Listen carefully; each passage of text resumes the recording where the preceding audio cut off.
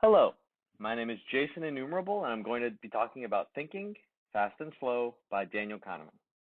Today, I'm going to give you guys a short rundown of the two systems approach, as well as three chapters from the book.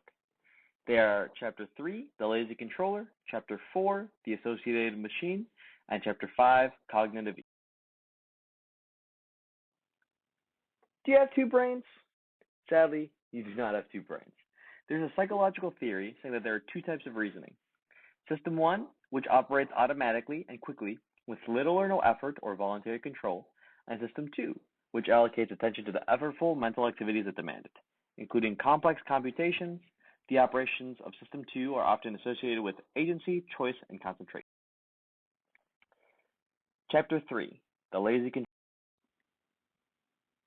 Just like every person has their own natural walking speed, System 2 also has a natural working pace. When you're doing things independently, small things such as driving your car, walking faster than normal pace, reading the newspaper, and conversation with a close friend, System 2 is not under mental strain. However, System 2 does not have an unlimited capacity, it has a bandwidth. And so when attempting to do multiple things at once, it can be overwhelmed and struggle to juggle both tasks. An easy experiment to confirm this is as follows. While walking comfortably with a friend, ask him to immediately compute 32 times 56 in his head. Most people will stop in their tracks to finish this math problem because it imposes a heavy load on your peer System 2, and it can't match walking your same pace and performing this effortful arithmetic at the same time. Another factor that fills up the bandwidth of System 2 is self-control. Self-control is the interaction where System 2 controls impulsive thoughts and behaviors suggested by its reckless little brother. It can be things like holding your tongue in an argument, using sexist language, making superficial judgments in a social situation. The psychologist Roy Baumeister and his colleagues have also shown the toll effort can take on System 2's performance, with experiments that involve successive rather than simultaneous tasks. They found that an effort of will or self-control is tiring, and so if you have to use self-control and force yourself to do something, you're less likely to exert self-control the next time a challenge approaches. This term is called ego depletion. In an example experiment, people are first depleted of their ego by a task, after which they eat virtuous foods such as radishes and celery while resisting the temptation to indulge in chocolate and rich cookies. Later, when given the same task, these people will give up earlier than normal. The idea of mental energy is more than a metaphor is something that is kind of crazy to me. So when under strain, the nervous system consumes more glucose than usual. A good example of this was honestly one of the most interesting and thought-provoking to me. It is as follows. Volunteers watched a silent short film of a woman being interviewed and were asked to interpret her body language. While they were performing the task, a series of words crossed the screen in slow succession. The participants were specifically instructed to ignore the words, and if they found their attention drawn away, they had to refocus their concentration on the woman's behavior only. This act of self-control was caused to known ego depletion. All the volunteers then drank some lemonade before participating in a second task. The lemonade was sweetened with glucose for half of them and with Splenda for others. Then all participants were given a task in which they needed to overcome an intuitive response to get the correct answer. Intuitive errors are normally much more frequent among ego-depleted people, and the drinkers of Splenda showed the expected depletion effect. On the other hand, the glucose drinkers were not depleted. Isn't that crazy? There's another example of this kind of concept from the Proceedings of the National Academy of Sciences. So basically, it followed 8 parole judges in Israel. Typically, they spend entire days reviewing applications for parole, and these cases are presented in a random order, and the judges typically spend little time on each one, maybe around 6 minutes. And the default decision is to deny the parole, and typically only 35% of them are actually approved. So in this study, the exact time of each decision was recorded, and the times of the judges' 3 food breaks, morning break, lunch break, and afternoon break during the day were recorded as well. The authors noted that the proportion of approved requests spiked after each meal, with about 65% of requests being granted, and then after that, they slowly dropped to about 0% of the requests were being granted before the next meal. To me, this is deeply unsettling that tired and hungry judges can tend to take the easy way out and the default way out when it can impact people for the rest of their lives. The path of least resistance. So first, I'm going to introduce the bat and the ball puzzle, but not that bad. So a bat and a ball cost $1.10. The bat costs $1 more than the ball. Therefore, how much does the ball cost? Easy, right? I'll give you a second to figure it out. Well, that was more than a second, but intuition may make you think that the answer is 10 cents. But after going through and doing the math, the total from that solution is $1.20, which is not the solution. Kahneman and Shane Frederick had a theory on why that initial judgment appeared the way that it did. So the trick with this question is it has an answer that seems very intuitive and easy. So the people who had guessed 10 cents, honestly as I did, probably instantly answered with their system 1, and their system 2 endorsed that answer that could have easily been rejected given it had put forth a bare minimum amount of effort. If the participant had guessed 5 cents, then their system 2 had, bit the bullet and gone through the process of checking the answer.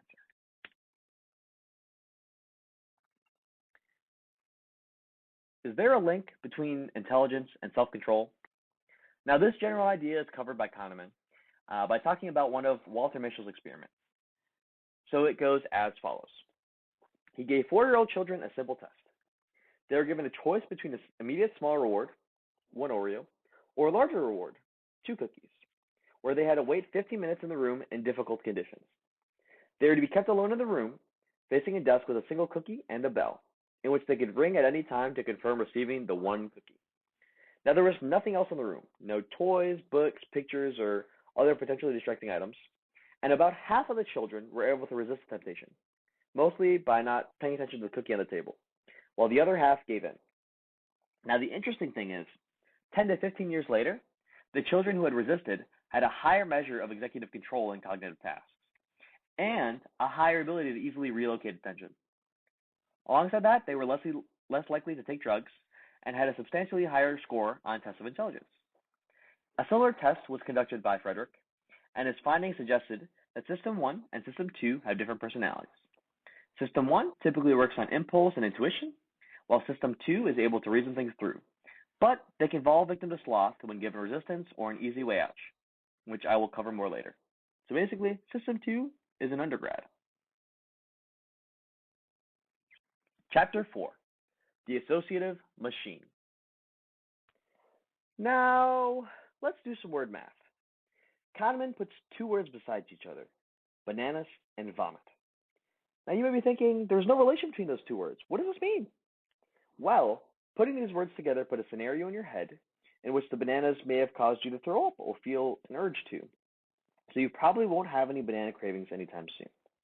Kahneman would also say you are ready to respond to situations for vomit, such as sick, stinky, nausea, hangovers, and indigestion, or banana-based ones like yellow, fruit, apples, and berries. Alongside this, even though this is a response that you probably have not encountered before, the reflex was instant and effortless. It came without you asking. And they happened by a process called associative activation, in which ideas that have been evoked triggered many other ideas in a spreading cascade of activity in your brain. Words go to memories, which go to emotions, which can cause facial expressions, tensing up and being uncomfortable. There are many branches of connections that come from each of these stages. Now, your System 1 has just seen these 2 words next to each other, and because of that, it is now a fact of reality as far as your brain is concerned. This association of ideas can be thought of as nodes in a network where things are linked for many reasons. Here is a list of some examples Kahneman provided. These associations are what make up the affirmation nodes, causing a chain reaction of subconscious reactions. Looking at this table, you can see them. Prime is not just for ribs. Now, what is priming? Well, let me start with an example. If you have recently seen or heard the word eat, you are temporarily more likely to complete the word fragment S-O-blank-P as soup than as soap. The opposite would happen if you had just seen the word wash. This is called a priming effect. Eat prime soup and wash prime soap. Priming can even happen subconsciously. If you're on a bus with a squeaky wheel, you'll be primed for words related to squeaky. Now, they also can be associated with actions and emotions. An interesting experiment by John Bargh at New York University was referenced in the book, which they asked students at New York University to assemble 4-word sentences from a given set of 5 words. The example Kahneman provided was, finds he, it, yellow instantly. For 1.5 of the students, they received sentences that contained words that were associated with the elderly. such as Florida, forgetful, bald, gray, or wrinkle. Afterwards, the participants were sent to do another experiment down the hall. Now, the important thing in this experiment was the time walking between those experiments. That's what they were investigating. And as Barg had predicted, the students who had been primed with elderly words, air quotes, had walked down the hallway significantly slower than the younger counterparts. Without any conscious thought, the mere association of forgetful, bald, gray, and others words primed the students' behavior to ones associated with the elderly, such as walking slowly. Now, when questioned, the students never noticed any common theme within the words, and they all insisted that they did nothing different after the first experiment that could have been influenced by the words that they had encountered. This form of priming, in which ideas influence actions, is called the ideomotor effect. Now, this effect also works the other way around. In another study, Barg and his colleagues had done the students walk around the room for 5 minutes at about 30 steps per minute, which is about one-third the normal pace. Afterwards, they recognized words related to old age, such as forgetful, old, and lonely, much faster than those who hadn't. This is very common in the way associative networks works. If A sparks an association with B, B typically sparks an association with A, and vice versa. In an experiment that showed college students funny cartoons, students were unconsciously forced to smile by holding a pencil from the eraser between their teeth, were more likely to rate the cartoon more humorously than those who were unconsciously forced to frown by holding a pencil in their mouth with the eraser to the right and tip to the left. That's yet another example of priming, with no ribs though. Now, you may think that you are above priming. You might think you are too smart for something as simple as that. And honestly, maybe not. Now, you may think that voting is something pure, a true, unbiased expression of one's values and beliefs that no one but you have control over. But in a study conducted at a voting poll in Arizona in 2000, showed that people greatly tended to want to vote for increasing the funding for schools when a polling station was in a location near a school opposed to somewhere else in the voting district. So that kind of priming, which is honestly sometimes unintentional, but many times intentional, can affect the outcome of elections and policy, which is crazy to me. And another related experiment showed that having images of classrooms and lockers in a polling station increased the participants' tendency to support an initiative for a school. And even more fascinating, this trend was larger for parents when compared to other voters who were not parents. The next example I'm going to talk about is money priming. So now there's the age-old adage that money is the motive. But a more eerie way that priming can affect individuals comes in the form of reminders of money. In a reference experiment, participants were primed with a list of 5 words in which they were asked to construct a forward phrase with a money theme, i.e., high a salary desk paying to a high paying salary, while others were primed in a more low-key way, such as a stack of Monopoly money in the room or a computer screen with a screensaver of dollar bills floating in water. Those who were primed by money became more independent. They persevered almost twice as long in trying to solve a very difficult problem before they asked the experimenter for help, and they typically tended to act more selfish as they were less willing to help other students who pretend to be confused about a task. Alongside this, when an experimenter dropped a bunch of pencils on the floor, those primed by money tended to pick up less pencils than their counterparts. Isn't that crazy? All of these examples show that money priming tends to make people seek individualism. Now, priming goes even deeper than that. In another experiment, Kahneman mentions to consider the ambiguous W blank blank H and S blank blank P words. Now, people who are recently asked to think of an action of which they're ashamed of are more likely to complete those fragments as wash and soap, and less likely to see wish and soup. Now, furthermore, merely thinking about stabbing a coworker in the back leaves people more inclined to buy soap, disinfectant, or detergent than batteries, juice, or candy bars. So feeling one's soul is stained appears to trigger a desire to cleanse one's body, and they deemed this impulse the Lady Macbeth effect. Now, the Lady Macbeth effect is interesting because it's so specific it pertains to certain body parts. In another experiment, participants were told to lie to a person who was imaginary, they didn't know that though, either on the phone or in an email. Afterwards, they were asked to rank the desirability of those products. Those that had lied on the phone ranked mouthwash higher than soap, while the participants who had lied on email had ranked soap higher than mouthwash. Those that talked when they lied wanted to clean their mouths. Those who typed or lied in an email wanted to clean their hands. Isn't that crazy? You'll be saying that a lot. Now, your system too always believes that it's in charge and that it knows the reasons for its choices. But if that's the case, how do these little minutiae of experiences have the possibility to have such drastic changes in the decisions in your day-to-day life? Do they show that we are nothing but the sum of our recent experiences? Kahneman reassures us that we are not. The effects of the primes are clear, but not necessarily large. Among 100 voters, only a few whose initial preferences were uncertain will vote differently about a school issue if their precinct is located in a school rather than a church. However, a few votes could tip an election. These results are not made up, nor are they statistical flukes. They are a part of you in your day-to-day life. And so what you experience is a recollection of what your system 2 tells you. But priming phenomena, among other things that happen in your subconscious, are dictated by system 1, and you have no conscious access to them.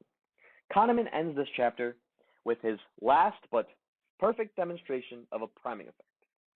It was conducted in an office kitchen at a British university. Now, many office goers had historically helped pay for the tea and coffee by dropping money in something they called an honesty box. There was a list of suggested prices, but no official pay this every time you grab a coffee. Over 10 weeks, there was a new image presented above the price list, without any warning or explanation to the patrons, with either a picture of flowers or a picture of eyes that appeared to be looking directly at the observer. Not one of the faculty members ever commented on the decorations, but the contributions made have been changed drastically. Here are the results. As you can see, the weeks that contained posters of eyes had a significantly higher contribution of pence paid per liter of milk consumed, and on average, it was almost 3 times the contribution in weeks with eye posters when compared to weeks with flower posters. System 1 provides the impressions that often turn into your beliefs and is a source of impulses that often become your choices and your. Chapter 5, Cognitive.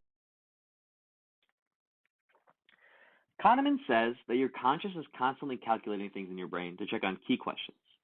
Things like, is anything new going on? Is there a threat? Are things going well? Should my attention be redirected? Is more effort needed for this task? He says to think of a cockpit with dials that display and control values of each of these questions. This display is controlled by System 1, and they are used to determine whether System 2 needs to step in and put forth extra effort, or they can just sit back and relax. One of these dials measures something called cognitive ease, with a minimum value at easy and a maximum value at strained. Easy is a comfortable place. There are no threats, no news, no problems, relaxing on a lazy river. Strained is a place where there are problems or threats that need to be taken care of, and this requires you to bring in System 2 for a little bit of backup. You can also experience cognitive strain, which is the sum of the current level of effort and unmet demands. Cognitive ease is connected to a huge system of inputs and outputs, as seen in this lower figure below.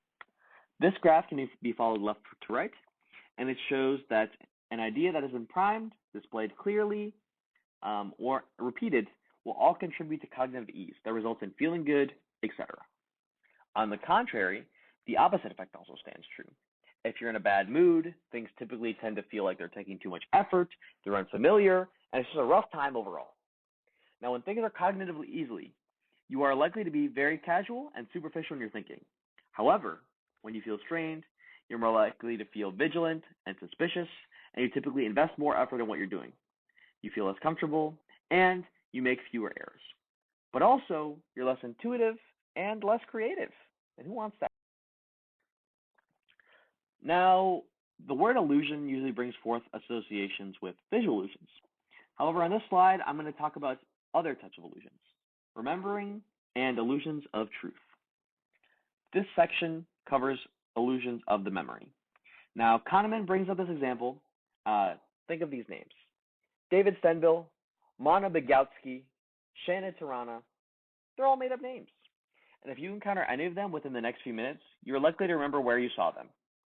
You know and will know for a while that these are not the names of minor celebrities. But suppose that a few days from now, you're shown a list of names that's very long, and they include some minor celebrities and new, air quotes, names of people that you've never heard of. Your task will be to check every name of a celebrity in the list. There is a substantial probability that you will identify David Stenville as a well-known person, although you will not know whether you've encountered his name in the context of movies, sports, or politics. But he doesn't even exist. Now, Kahneman has said that when thinking about most famous people, you have a mental file chock full of information about a person. So think Albert Einstein, Hillary Clinton, etc. But for David Stenville, you'll have no such file, just a distant sense of familiarity. Now, Larry Jacoby, a psychologist who first demonstrated the solution, said that the experience of familiarity has a simple but powerful quality of pastness that seems to indicate that it is a direct reflection of prior experience. Kahneman argues that the reason that David Stenville will seem familiar is because you haven't seen his name before, and therefore you'll see more clearly, and there's more cognitive ease associated with this type of word. As seen in this figure, ease has many causes. But when you have a sense of familiarity or effortlessness, you don't know which one of these causes has caused this ease. Next, I'm going to talk about the illusions of truth. This section covers how sometimes cognitive ease can cause things that are false to seem true. Kahneman provides examples. New York is a large city in the United States. The moon revolves around the earth, and a chicken has 4 legs. In each of these, you quickly saw a ton of related information and made connections. You probably also realized that the first 2 are true, while the chicken statement was false. However, the statement a chicken has 3 legs is undeniably more false than a chicken has 4 legs. This is because your associative brain understands that some animals may have 4 legs, but not very many have 3. There was processing power and time involved from system 2 to make that correlation, and the last being false may have also made you question if the first 2 questions were correct. Kahneman describes this interaction as so. The impression of familiarity is produced by system 1, and system 2 relies on that impression for true-false judgment. Overall, he says that predictable illusions inevitably occur if a judgment is based on an impression of cognitive ease or strain. If something seems easier, it'll be more likely to be felt true than those that aren't. And if you want to make someone believe a falsehood, exposing them to frequent repetition is a reliable way to do so, as it's hard for people to distinguish familiarity from the. There are many associative connections that your system 1 makes throughout your day-to-day life. Just as the smile and frown pencil experiment showed before, that people are prone to act or respond in different ways due to the emotions associated with smiling and frowning, respectively, the same reciprocity is found with cognitive ease.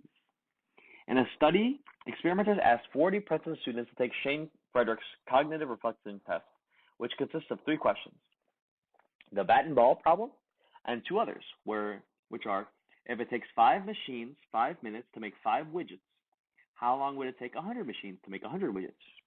100 minutes or 5 minutes? And in a lake, there's a patch of lily pads. Every day, the patch doubles in size. If it takes 48 days for the patch to cover the entire lake, how long would it take for the patch to cover half of the lake? 24 days or 47 days?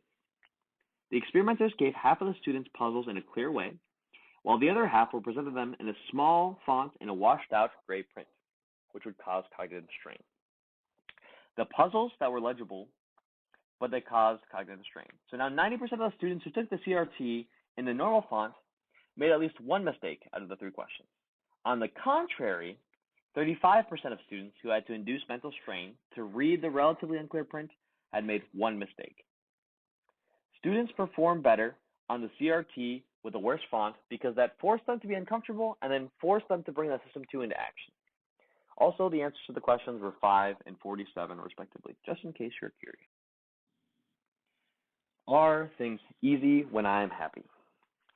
System 1 associates cognitive ease with happy feelings. There's an article titled, Mind at Ease Puts a Smile on the Face, which describes an experiment where participants saw pictures of objects very briefly. For some of those objects, they very quickly showed the outline right before the picture. But it was so quick that they were not consciously known. With pictures that had these preliminary contours, people tended to show a faint smile and relaxed brows when the pictures were easy to see. Now, the psychologist Robert Zajonc studied the correlation between the repetition of an arbitrary stimulus and a slight affection that people gain for it. and dubbed it the mere exposure effect. A super interesting demonstration of this effect was conducted in the student newspapers at the University of Michigan and Michigan State University. So, for some weeks, a box appeared on the front page of the paper which had Turkish words on them. And sorry, I'm going to butcher them. Kadirga, Sirisik, Buwajni, Nansoma, and Iktitef. Yeah, that was not good. So the frequency of these words were varied from once to 25 times, and the words that were shown the most often in one of the papers was shown the least often in the other. Now, the papers never provided an explanation, and if anyone ever asked about it, they were told, the purchaser of this display wished for anonymity. And so after the ads ended, questionnaires were sent out asking which of these words meant something good and which meant something bad. Now, the words that were shown more frequently matched the ones that were rated more favorably. And so these findings have also been confirmed by many other experiments as well that used Chinese ideographs, faces, and randomly shaped polygons. Isn't that crazy? That's probably the last time I'm going to say it, though. The Jung said that the link is between repetition and liking something is a biological fact that extends to all animals. So to survive in a frequently dangerous world, an organism should react cautiously to a novel stimulus with withdrawal and fear. An animal that is not suspicious of something novel and new is less likely to survive. Kahneman believes this is because things that are seen many times are things that do not have to inhibit fear. Now, next we have, are things easy when I am happy? There's a test called the Remote Association Test, or RAT for short, that is used to study creativity. An example of this is as follows. Consider the following three words and try to find a relation. Cottage, Swiss, and cake. I'll give you some time. Next, consider these three words. Dive, light, and rocket. Now try to find a relation. The first problem, relatively easy. The relation is cheese. The second, however, is much harder.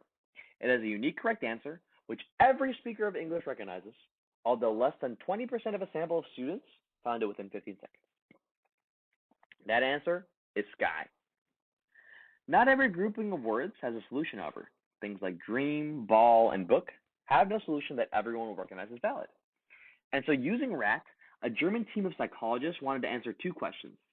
Can people feel that a triad of words has a solution before they know what the solution is? And how does mood influence performance in this task? So they first asked some subjects to think about either happy or sad episodes in their lives to induce that respective emotion.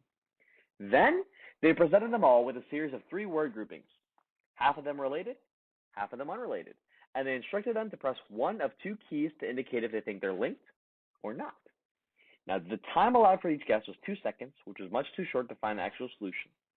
Now, the findings from this study showed that there's a sense of cognitive ease generated by a slight association created, and so the people's guesses were actually more accurate than 50-50 shot in general. Now, alongside this, those who were in a good mood before the test were more than 2 times as accurate of those who were not happy or sad. And conversely, the subjects who were unhappy performed just as well as a random guess. Kahneman says that mood affects the operation of System 1. When we are uncomfortable and unhappy, we lose touch without intuition. Thank you.